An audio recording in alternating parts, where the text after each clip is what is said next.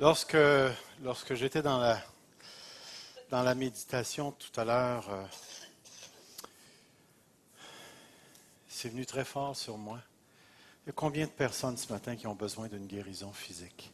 Levez la main. Peu importe ce que vous avez. Prions ensemble. Seigneur Dieu, regarde les mains qui se sont levées. Les miennes sont tous les deux levées, Seigneur. Nous avons besoin de guérison physique. Je te prie que ton esprit ce matin se promène dans les rangs et guérisse. Je te prie aussi, Seigneur, de donner à cette Église des dons de guérison et de miracles. Seigneur, on a besoin de voir ta puissance agir à ce niveau-là comme on la voit agir à d'autres niveaux. Père éternel, que ton nom soit béni. Amen. Savez-vous que c'est toujours difficile de prêcher à l'Église Fusion? Savez-vous pourquoi?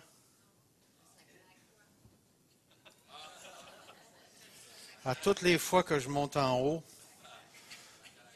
je me dis, je suis l'un des pasteurs de l'Église le plus pesant.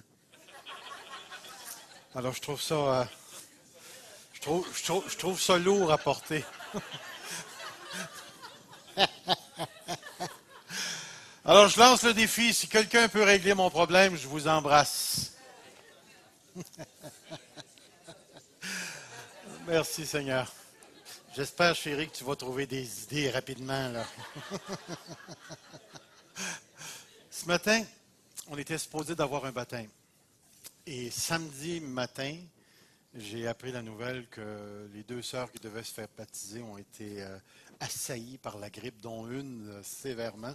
Elle me parlait au téléphone, puis elle avait vraiment, là, c'était pas le temps de lui dire « Crois-tu en Jésus ?» la mettre dans l'eau. Fait on a décidé de reporter le baptême. Ce qui veut dire, en l'espace de peu de temps, un pasteur doit se revirer de bord, fouiller dans ses vieux messages, espérant que les gens n'ont pas, s'en rappellent pas toutes. Là, puis, j'ai sorti un des vieux messages, un que j'avais commencé à aborder, qu'on a abordé sommairement avec les personnes des sentinelles, les personnes plus âgées. On avait regardé pendant une quinzaine de minutes le texte dans 2 Pierre 1,3 et ce matin, j'ai pensé, le Seigneur a mis sur mon cœur de vous ramener ce passage, mais d'une manière particulière, en commençant avec cette histoire. Un Américain, un jour, s'est retrouvé en Afrique, dans un petit village où les marchés étaient ouverts, à ciel ouvert, où on pendait la viande après des crochets et ainsi de suite. Puis dans cet environnement beaucoup rustique, il y avait un éleveur d'éléphants. Toute une bébite. Alors l'Américain s'est retrouvé, et puis, lorsque l'éléphant a vu l'Américain, je ne sais pas s'il y avait quelque chose contre les États-Unis, mais il s'est mis à courir dans la direction de l'Américain. Laissez-moi vous dire, quand vous voyez cette locomotive s'en venir vers vous, ça doit être pas mal impressionnant.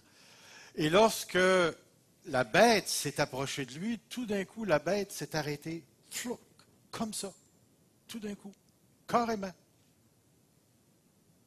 Dans ce temps-là, tu te demandes, hey, est-ce que j'ai quelque chose? J'ai-tu... Non.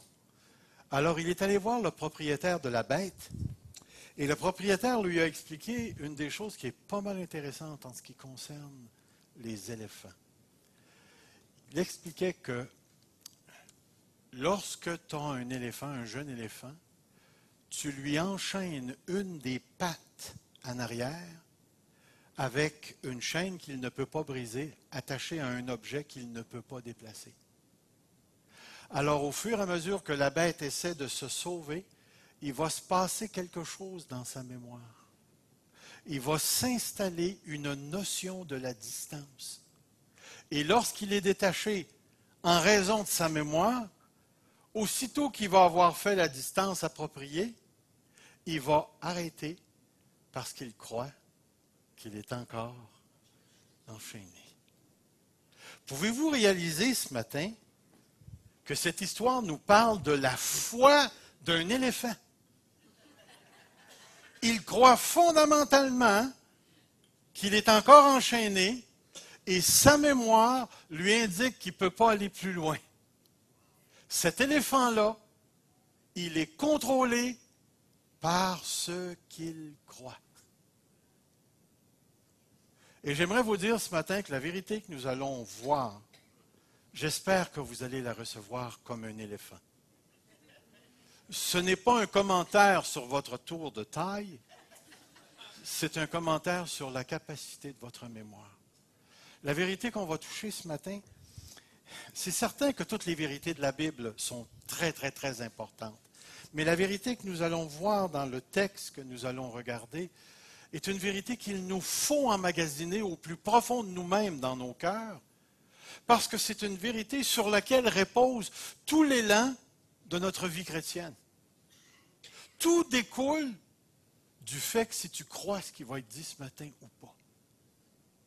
Et c'est un texte qui est formidable, un texte qui commence d'une manière tout à fait particulière.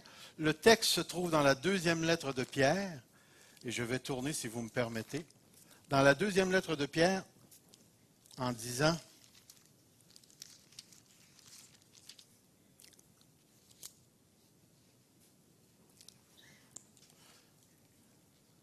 comme sa divine puissance nous a donné tout ce qui contribue à la vie et la piété, au moyen de la connaissance de celui qui nous a appelés par sa propre gloire et par sa vertu.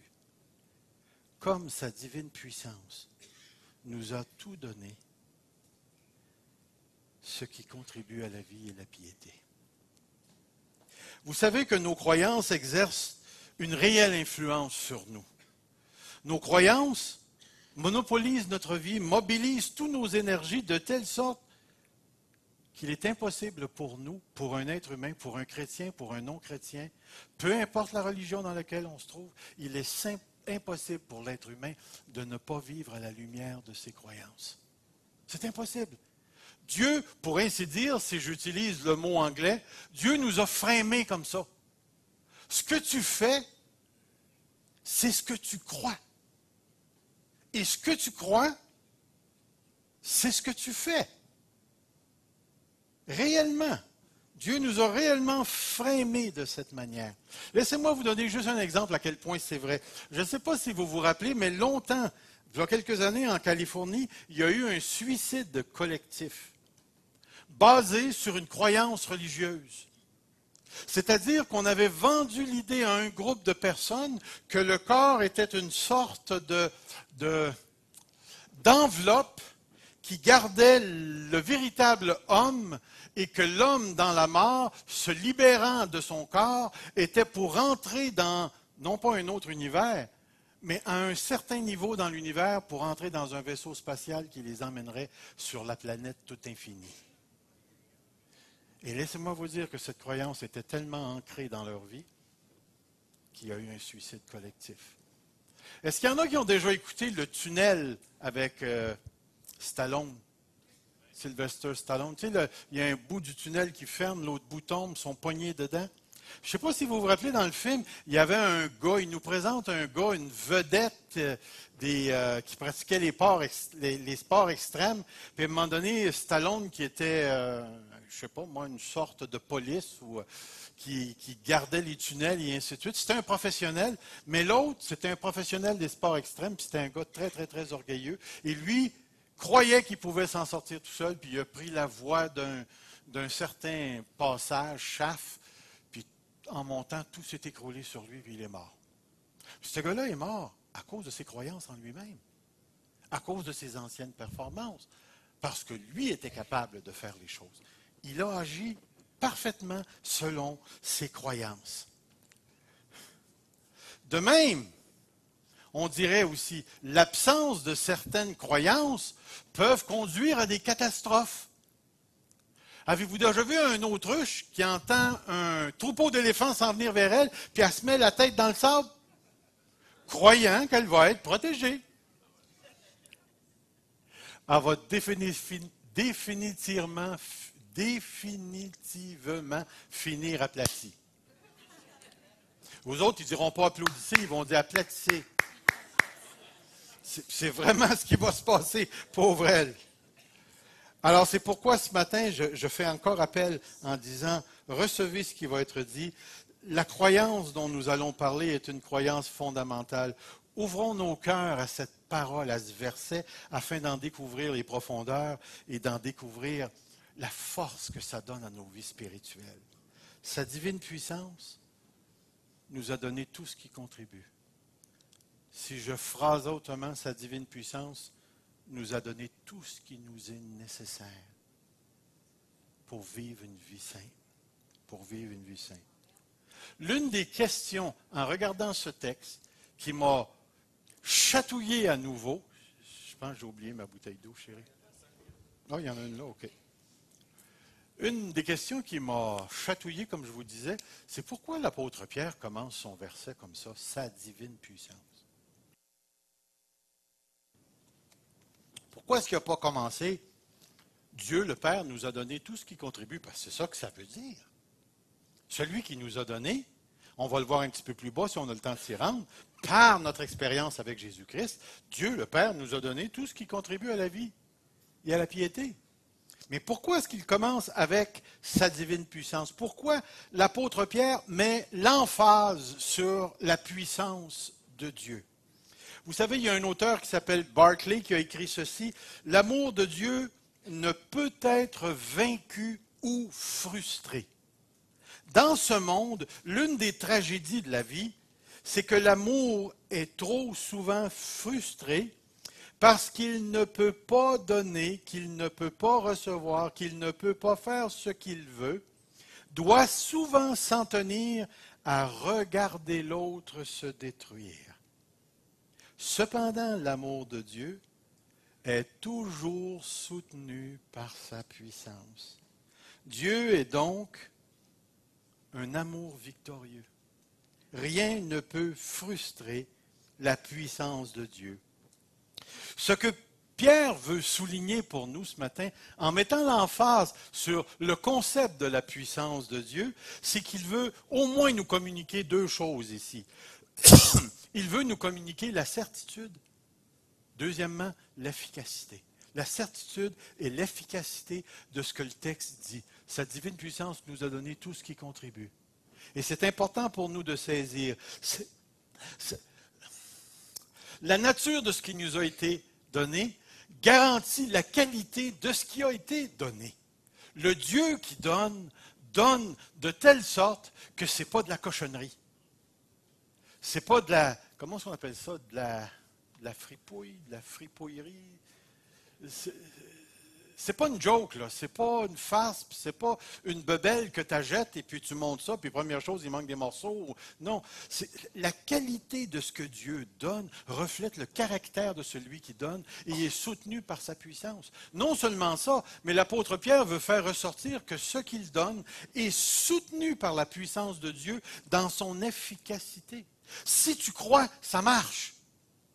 Si tu le crois, ça marche. Pourquoi ça marche? Parce que c'est soutenu par la puissance. Et comme la puissance de Dieu ne peut jamais être défaite, frustrée, on ne peut jamais la retenir ou l'empêcher, c'est certain que ça va marcher. C'est certain que ça va marcher. Donc, l'efficacité de ce que le texte nous présente ce matin est fondée directement sur la puissance de Dieu. Et ce que nous avons besoin de comprendre, frères et sœurs, c'est tellement important de saisir cette chose-là. Parce que nous, les pentecôtisants, nous avons presque limité le concept de la puissance de Dieu aux signes, aux prodiges et aux miracles. Mais la puissance de Dieu, c'est bien plus large que ça. C'est bien plus large que ça. La puissance de Dieu soutient le fruit de l'esprit. La puissance de Dieu soutient la gestion des dons spirituels. Savais-tu que présentement, tu es gardé dans la foi par une puissance qui n'est pas la tienne, qui est celle de Dieu? Savais-tu que même si tu mourais aujourd'hui, par la puissance de Dieu, tu vas ressusciter? Savais-tu que présentement, tous les troubles que tu as dans ta vie, c'est le terrain de l'expression de la puissance de Dieu? C'est-à-dire, c'est lorsque je suis faible que je suis. Pourquoi? Ma puissance se réalise dans la faiblesse. Voyez-vous, lorsqu'on saisit la puissance de Dieu, on se rend compte que la puissance de Dieu, ce n'est pas juste un éclatement d'une manifestation quelconque. La puissance de Dieu, c'est l'énergie de la vie chrétienne. C'est ça qui nous maintient. Dieu, dans sa puissance, il peut ressusciter des morts, guérir des maladies, mais le fait que tu crois aujourd'hui, puis que tu vas croire demain, puis que tu vas croire à la fin, puis que tu vas passer à travers de ton épreuve, tout ça est une garantie que c'est soutenu par une puissance qui n'est pas la tienne, mais celle de Dieu. Et Pierre veut qu'on comprenne ça ce matin. Pierre veut qu'on saisisse cette réalisation. Sa divine puissance. Sa divine puissance. Vous savez, dès le début, Pierre nous positionne devant une vérité qui doit nous saisir. Pierre veut que nous soyons sûrs de la puissance de Dieu. Le mot sûr dans les deux sens.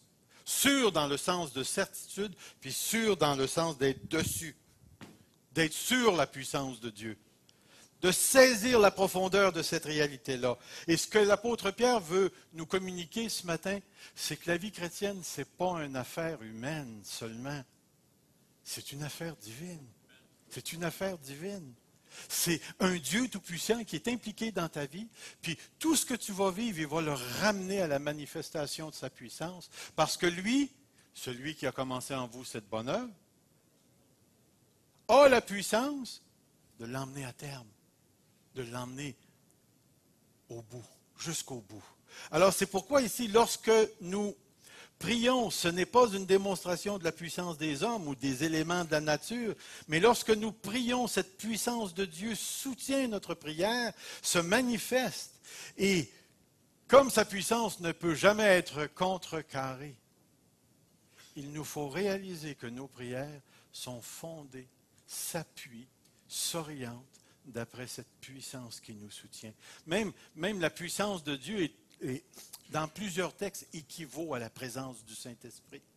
Puis vous savez que dans la prière, il y a des choses que l'Esprit pousse dans nos cœurs. C'est la manifestation de ce Dieu présent qui se montre. Rien, absolument rien ne peut frustrer la puissance de Dieu, et cette puissance n'est nulle autre chose.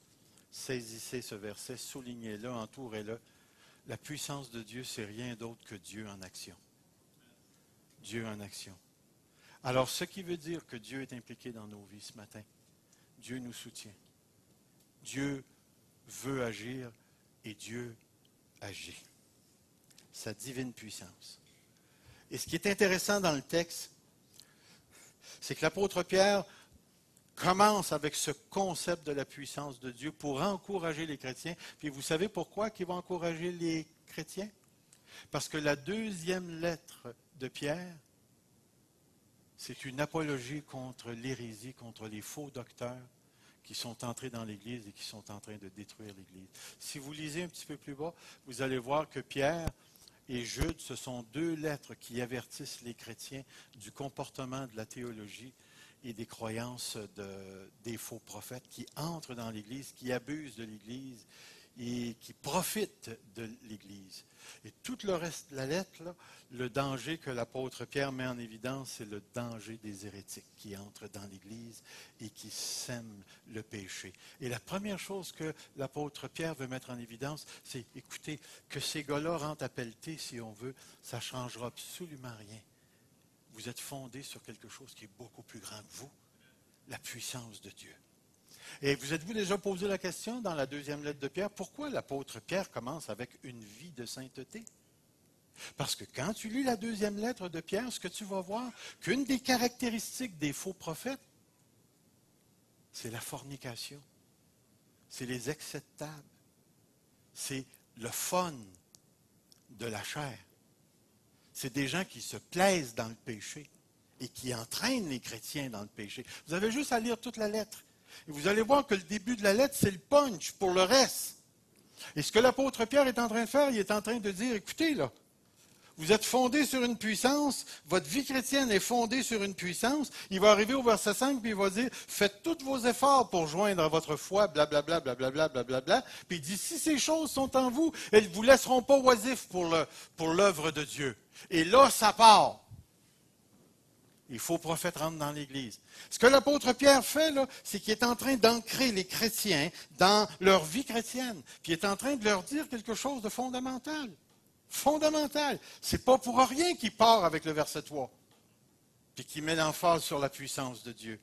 Parce que la seule façon de faire face aux péchés qui tentent de ramper dans l'Église, de s'infiltrer, de détruire les enfants de Dieu, de détruire la communion de Dieu, c'est que les enfants soient ancrés sur cette puissance. Mais la puissance de Dieu est en rapport avec quelque chose d'extraordinaire. Petite gorgée avant.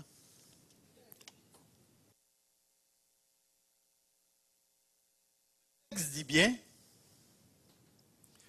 sa divine puissance nous a donné. Nous a donné. Il y a quelque chose d'extraordinaire ici. Quelle est la relation entre le mot puissance et le verbe donner?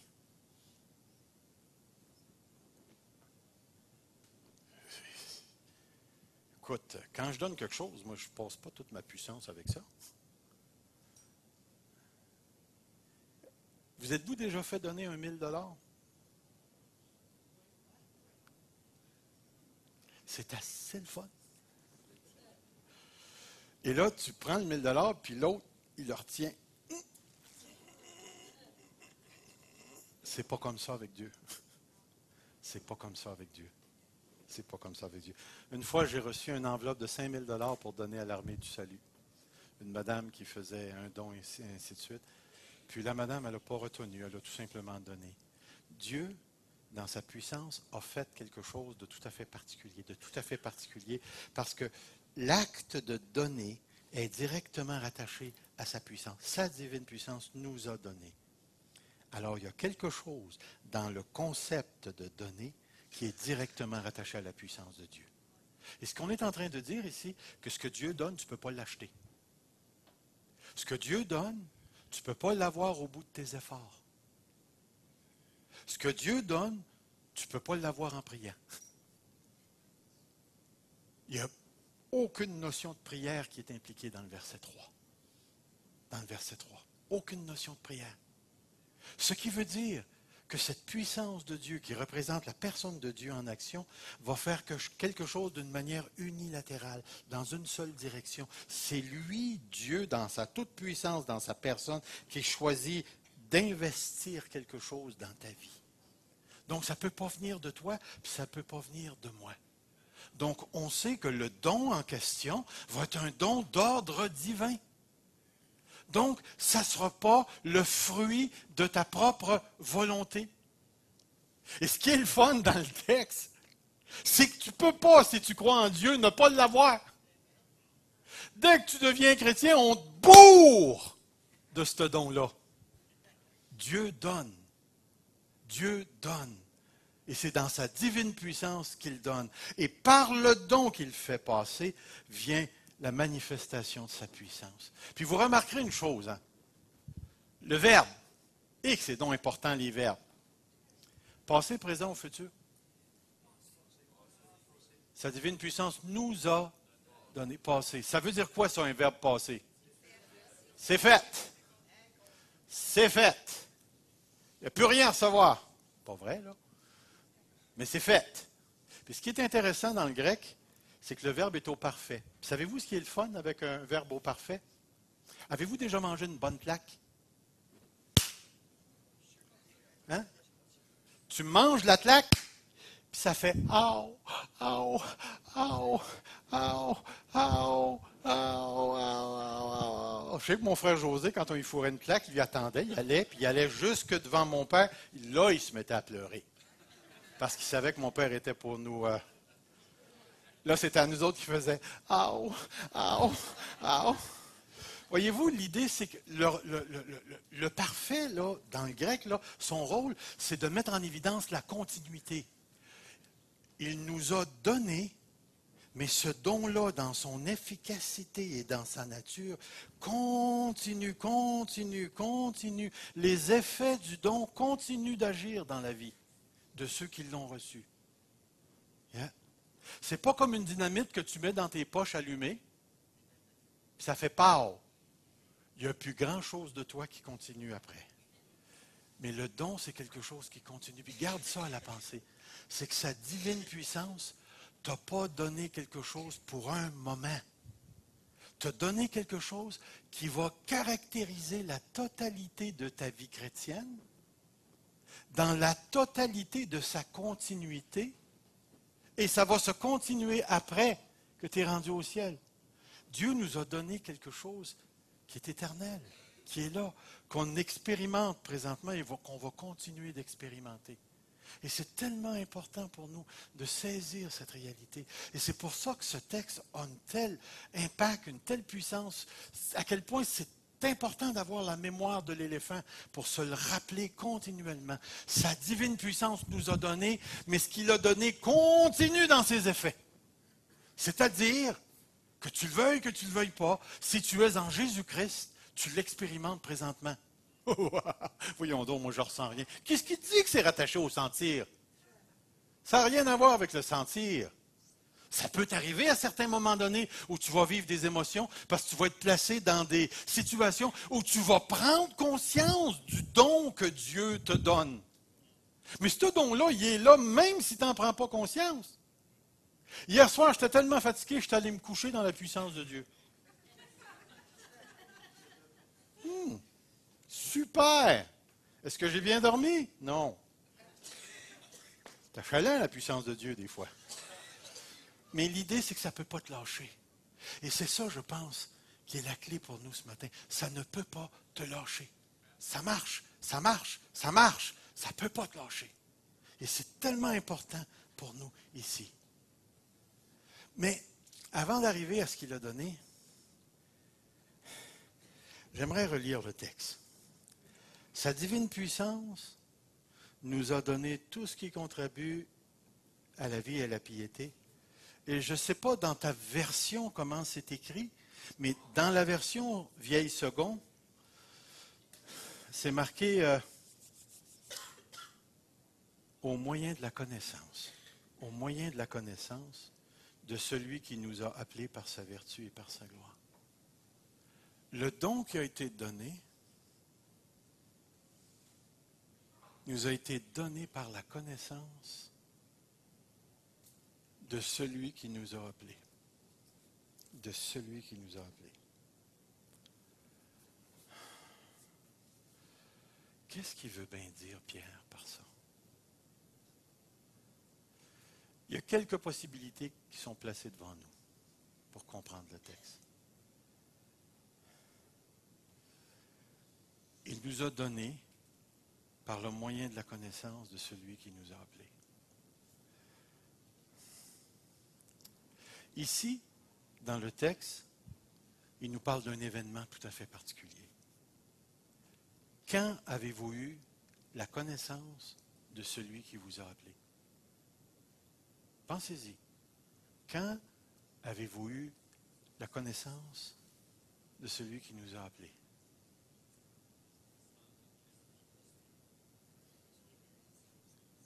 Pardon? Ginette? C'est intéressant. Convaincu par l'Esprit. Premièrement, il nous parle, remarquez, la connaissance, par la connaissance de celui. Ce n'est pas n'importe quel type de connaissance. Est-ce que vous savez que M. Trudeau va gagner les élections? Vous ne le saviez pas? Oh! Eh bien, on arrête tout ça là. L'idée ici, là, c'est que vous connaissez M. Trudeau? Le Fils, le Père? Vous les connaissez? Les connaissez-vous vraiment? Puis tu as raison de dire, est-ce que vous savez que je connais Evelyne, mon épouse? Est-ce que c'est la même sorte de connaissance? C'est quoi? Pourtant, M. Trudeau, c'est un être humain, 2 bras, 2 jambes, une tête, avec des gros investissements qui vont nous coûter plus de taxes. C'est vrai qu'Evelyne ne me paye pas de taxes. mais vous savez que ma relation avec Evelyne fait en sorte que on se retrouve dans la même maison, on mange à la même table, on couche dans le même lit, on dépense le même... OK? je vais me tasser avant parce que c'est moi qui est le plus dépensier dans le couple. On est dans une relation d'intimité qui fait que Evelyne sait des choses de ma personne et moi je sais des choses d'Evelyne que personne d'entre vous ne savez. On vous parle du macaroni, mais il y a bien plus que le macaroni dans notre relation. Mais il y a quelque chose entre moi et Evelyne qui fait en sorte que je peux réellement vous dire que je connais cette personne. Mais c'est exactement de ça qu'il parle ici. Donc, ça ne peut pas être une connaissance superficiellement théologique, comme si vous aviez ouvert une théologie systématique, vous avez étudié la personne de Christ, et là, vous savez les attributs de sa personne. Ce n'est pas une photo. Et c'est ça qui est très intéressant, et c'est ça qui donne le punch à tout ce qu'on comprend ici ce matin. C'est que sa divine puissance nous a donné, mais ce qu'il a donné ne se procure, ne s'obtient qu'à travers un moment spécifique dans l'histoire de ta vie où tu as rencontré une personne particulière. Je vais juste vous transférer dans l'Ancien Testament. Dans l'Ancien Testament, est-ce que les Israélites en Égypte ont expérimenté les grands signes de Dieu? Vous êtes d'accord? La manne, vous avez la mer qui se sépare et ainsi de suite. Mais il y a quelque chose ici qui est très intéressant. Dans Deutéronome, chapitre 29, 1 à 3, c'est marqué, c'est marqué, Moïse convoqua tout Israël et dit, vous avez vu tout ce que l'Éternel a fait sous vos yeux.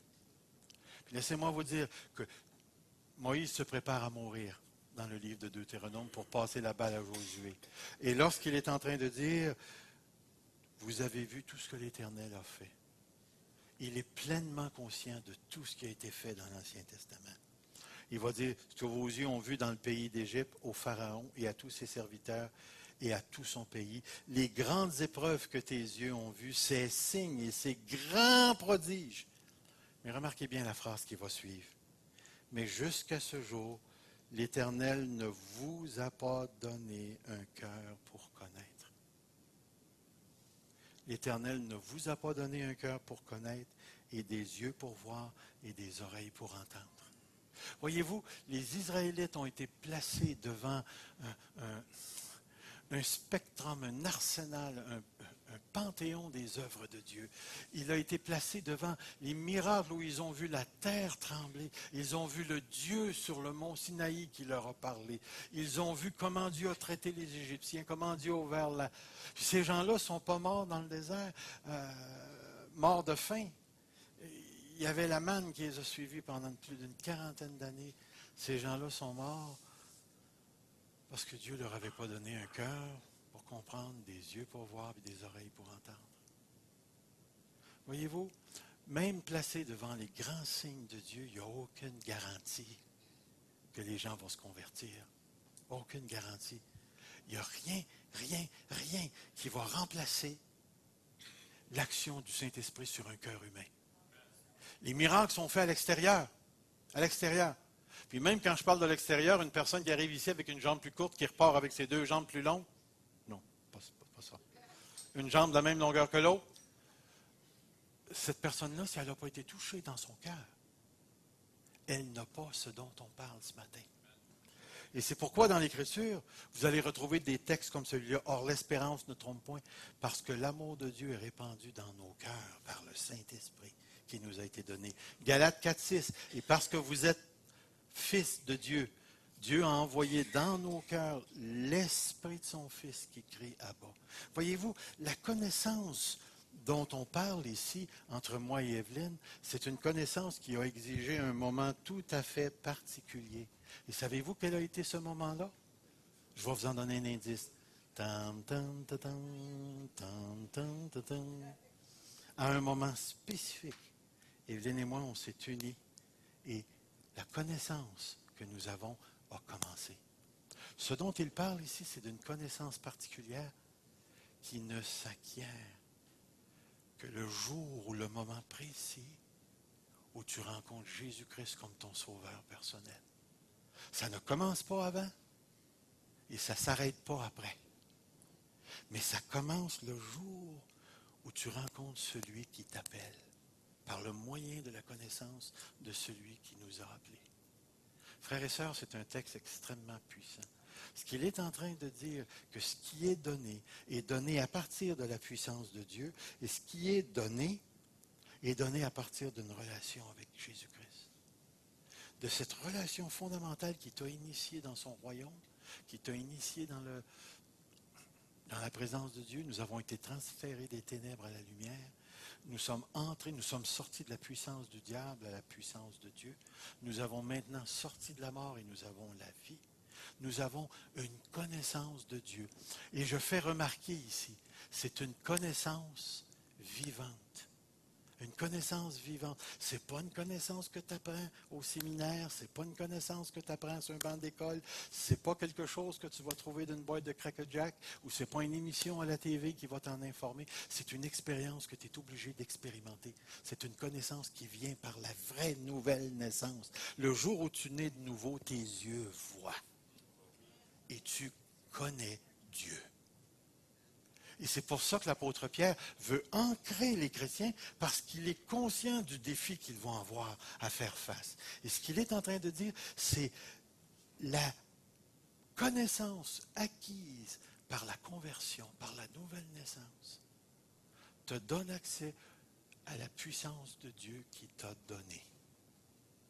Frères et sœurs, ce dont nous parlons ce matin, je le répète encore, c'est impossible qu'un chrétien ne l'ait pas. Si tu es né de nouveau, tu l'as. Si tu es né de nouveau, tu l'as. C'est tellement important pour nous de saisir le fondement de ce texte-là. Et si on reprend le verset, nous avons ce texte qui dit « Sa divine puissance nous a donné tout. » Mais pas tout n'importe quoi.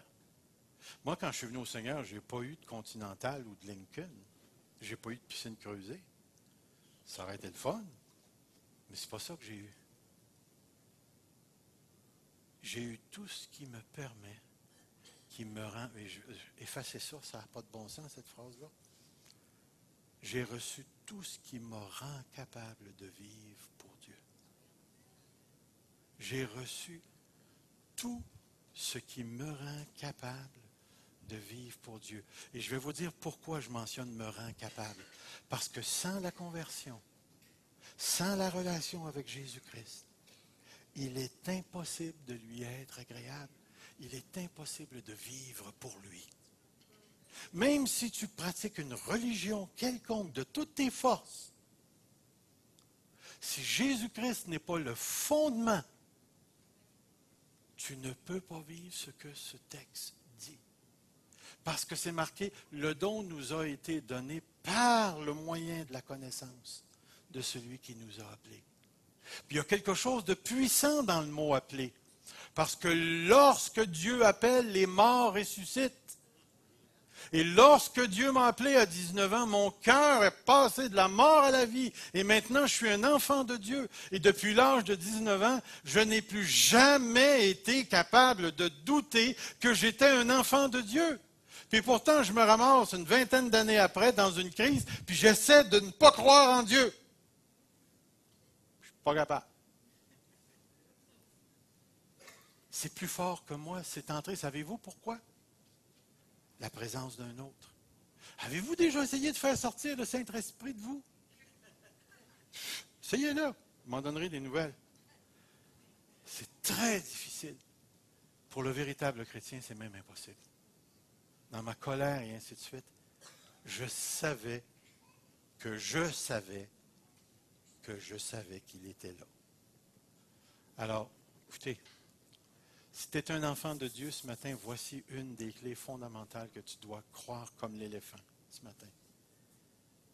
Que tu as tout ce qu'il faut pour vivre une vie de sainteté. Tu as tout ce qu'il faut pour vivre pour Dieu. Frères et sœurs, est-ce que vous saisissez les implications de cette vérité-là? Tu as un mari difficile. Tu as été équipé par Dieu. Tu es sur le bord d'un divorce. Malgré toi, ton épouse, ton époux ne veut pas Jésus-Christ. Tu as été équipé pour vivre cette situation-là. Un de tes enfants, dans la drogue et rebelle, tu as été équipé pour vivre ça. Ton épouse, ton époux a le cancer, tu as été équipé pour vivre ça. Tu as un boss écœurant à shop qui n'arrête pas, il te prie pour cible, tu as été équipé pour vivre ça. Tu travailles dans une compagnie qui n'a pas de bon sens, tu as été équipé pour briller pour Dieu dans cette situation-là. Saviez-vous qu'il n'y a aucune situation sur la terre aussi facile que pire, qui implique autant de souffrance ou de bénédiction pour laquelle nous avons été équipés pour vivre pour Dieu dans ces circonstances-là. Frères et sœurs, ça implique qu'on est capable de vivre le martyre pour Dieu.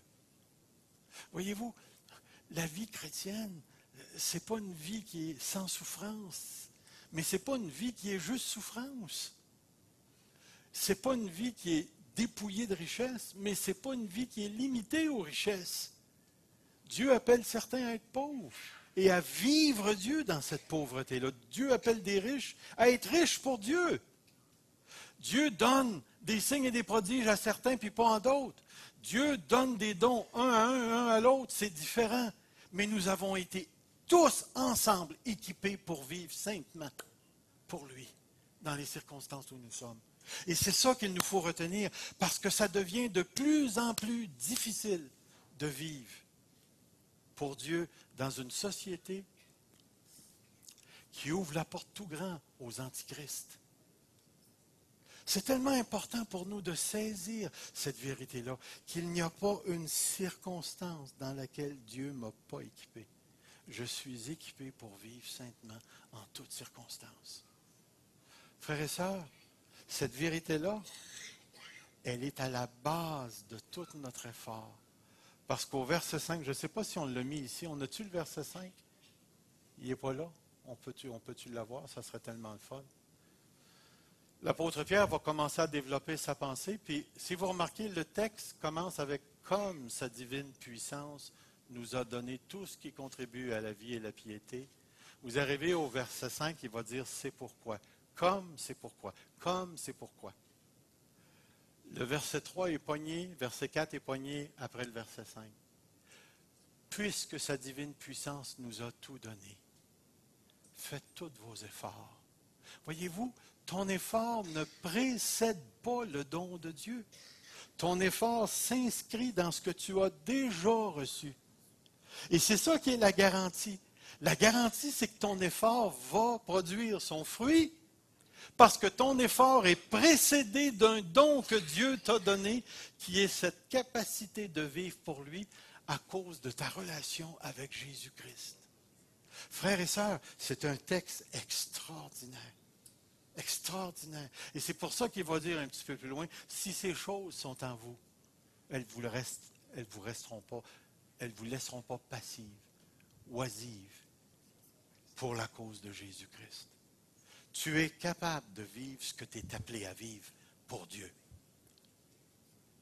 Et j'oserais dire, si je pouvais parler l'éléphant, crois-le. Crois-le.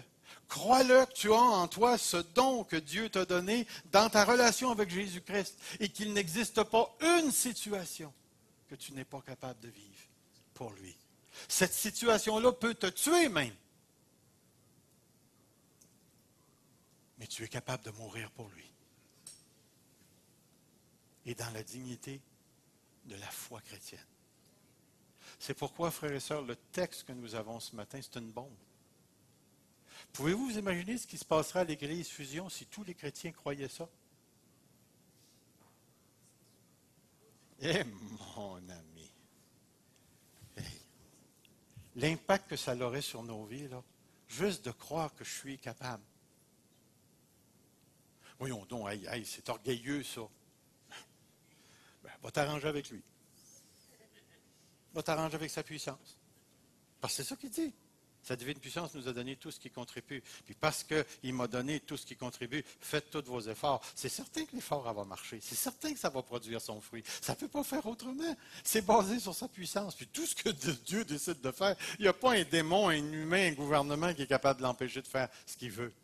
Alors, c'est certain que ça va marcher. Tu as de la misère à aimer choses assis là-bas, là? Hein? Ça marche. Si tu choisis de marcher dans la puissance qui t'a déjà été donnée, tu vas l'aimer. Tu as besoin de pardonner ou d'être pardonné? Si tu crois, si tu crois, si tu crois que sa divine puissance agit en toi, tu vas avoir le fruit de ton effort, de ton œuvre. Et c'est pourquoi ici, l'idée, là, c'est pas de travailler par nos propres efforts, c'est de travailler nos efforts en raison du don déjà reçu. Alors, frères et sœurs, ce matin, nous avons un texte, apprenez-le par cœur, mémorisez-le, écrivez-le sur un bout de papier, mettez-le sur le frigidaire ou sur la porte de chambre de bain quand vous êtes assis, là. Vous pouvez le voir. Mettez ce texte-là dans vos cœurs, dans vos pensées, mettez-le dans votre vie de prière. Sa divine puissance m'a donné tout ce qui me rend capable de vivre pour lui parce que j'ai une relation salvatrice avec Jésus-Christ. Le jour où j'ai été sauvé, cette puissance-là a commencé à travailler, et elle n'a jamais arrêté. Frères et sœurs, ça ne veut pas dire qu'on ne passera pas par des trous de souris, qu'on n'a pas à examiner nos cœurs, qu'on n'a pas à sonder nos croyances, qu'on n'est pas appelé à changer, qu'on a besoin de relations d'aide. Tout ça, ça fait partie de la game chrétienne. Mais tout ça fonctionne parce que Dieu nous a précédés. C'est sur le fondement. Moi, en tout cas, je crois fermement maintenant que quand quelqu'un rentre dans mon bureau et qui veut réellement vivre la puissance de Dieu, tout ce qui va se passer avec cette personne-là, au niveau des efforts qu'elle va être appelée à faire, va fonctionner parce qu'elle est précédée par la puissance de Dieu dans sa vie. Je le crois de tout mon cœur, ça. Je crois réellement que notre Église, comme les autres Églises, s'ils acceptent cette réalité-là, que nos efforts qu'on fait pour Dieu, parce qu'on est tous ici pour lui, on est tous ici par lui, et notre désir, c'est de tasser ces murs-là. Pensez-vous qu'on va continuer à faire 2 réunions pendant 5 ans? Hey, on va être fatigué au bout dans 5 ans. Voyez-vous, là, j'ai des cheveux gris, mais je vais en avoir juste un bord d'ici 5 ans. Parce qu'il y a un bord qui n'est pas fatigant et qui n'est pas fatigué. Mais l'autre bord, il commence à se fatiguer. Pensez-vous qu'on peut rester comme ça? Ben non, on ne peut pas rester comme ça. Ça nous prend une autre bâtisse. Si on se met à la crier et à la demander à Dieu, on va-tu le voir? Puis pourtant, on est dans une société qui n'en veut plus d'église, qui ne veut plus avoir de terrain pour des églises, qui ne veut plus que les églises prennent des bâtisses parce qu'on ne paye pas de taxes. Puis probablement qu'éventuellement, ça va changer tout ça. Et à un moment donné, le gouvernement va changer les lois, puis on va falloir payer des taxes, ça va augmenter nos budgets, puis ainsi de suite. Blablabla, blablabla. Fait rien, ça. La puissance de Dieu nous précède. Ça fait longtemps que la ville de Grimby est prête pour une église d'au moins 1000 personnes. Ça fait longtemps que l'église est prête pour ça. Puis, pourquoi pensez-vous qu'on s'est unis, les 3 églises ensemble? Ça a l'air beau, mais c'est pour avoir l'air beau? Pas du tout. On est là pour la ville, on est là pour les environs, on est là pour la francophonie. On est là en train de pousser, puis chaque petit dollar qu'on a, on essaie de le mettre au service de Dieu. On est là pour lui. Mais il y a une chose que je peux vous garantir, c'est que le leadership de cette Église sait qu'on est précédé par la puissance de Dieu. On le sait, on se le dit entre nous autres. Frères et sœurs, nos vies chrétiennes sont fondées sur la puissance de Dieu. Et ce matin, ce que je vous encourage, c'est de devenir des éléphants de foi. Que vous puissiez, vous aussi, saisir comme l'éléphant ce qui vous habite. Le dépôt que Dieu a mis en vous dans votre relation avec Jésus-Christ. Croyez-le. Croyez-le. Courbons-nous devant Dieu. Seigneur notre Dieu, nous courbons nos cœurs devant toi. Nous avons tellement besoin de croire cette vérité ce matin. Tu es le Dieu Tout-Puissant, tu es le Dieu qui est impliqué dans nos vies. Tu es celui qui nous ramasse dans notre pessimisme, tu es celui qui nous ramasse dans nos découragements, tu es celui qui nous ramasse dans nos peurs, tu es celui qui nous ramasse dans nos épreuves. Tout ça parce que peu importe la situation dans laquelle on se trouve, Seigneur, on est fondé sur une puissance qui nous a fait un don extraordinaire en Jésus-Christ. C'est la capacité de vivre pour Dieu. Alors, Père éternel, viens faire ton œuvre dans notre assemblée ce matin. Donne au leadership de croire profondément à cette vérité. Donne aux enfants de Dieu de croire à cette vérité et d'agir en conséquence. Père, il y a des milliers de perdus autour de nous qui ont besoin d'entendre l'Évangile. Nous sommes capables et équipés pour prêcher l'Évangile parce que toi, Jésus-Christ, nous t'avons rencontré et tu nous as donné tout ce qui contribue à la vie et à la piété. Nous sommes équipés pour discerner le mal et le bien, Seigneur, dans nos travails, dans nos impôts, dans les voleurs autour de nous. Tu nous as équipés, Seigneur, à cette sensibilité que donne le Saint-Esprit. Père, tu nous as équipés pour être capables de recevoir la manifestation de ta puissance dans les guérisons, dans les miracles, dans les dons. Tu nous as équipés, Seigneur. Tu nous as équipés pour être capables de vivre dans l'humilité devant toi. Tu nous as équipés, Seigneur, pour aimer Jésus-Christ en changeant nos cœurs. Père éternel, prends l'Église Fusion, répands-la, multiplie-la. En d'autres mots, Seigneur, fais éclater à la vue de tous la sainteté des membres de cette Église. Donne à ceux qui sont pris dans le péché d'en sortir. Donne à ceux qui sont pris avec la pornographie d'en sortir, avec le mensonge d'en sortir, avec l'argent d'en sortir. Touche à toutes les gammes des péchés qui nous empêchent de vivre profondément la sainteté, la vie chrétienne à son max. Fais sortir de nous cette manifestation de ta puissance dans la relation que nous avons avec Jésus-Christ ce matin. Viens faire ton œuvre en nous, Seigneur, pour ta gloire. Amen. Bon café. Amen.